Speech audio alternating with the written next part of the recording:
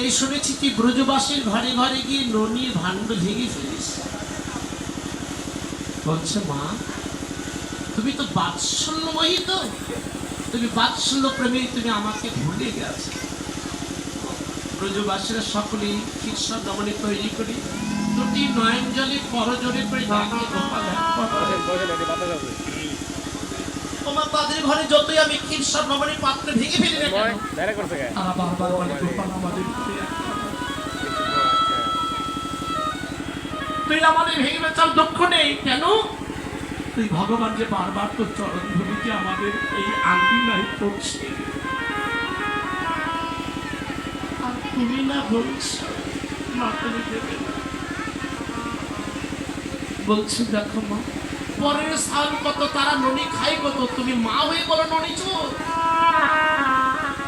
না থাকিব তোমার ঘরে অপজ সঙ্গে হয় নয় না করে থাকবো না মা।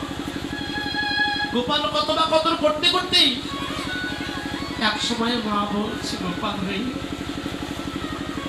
গগনে অধিক মেঘ হয়েছে, কখনো বৃষ্টি নাম,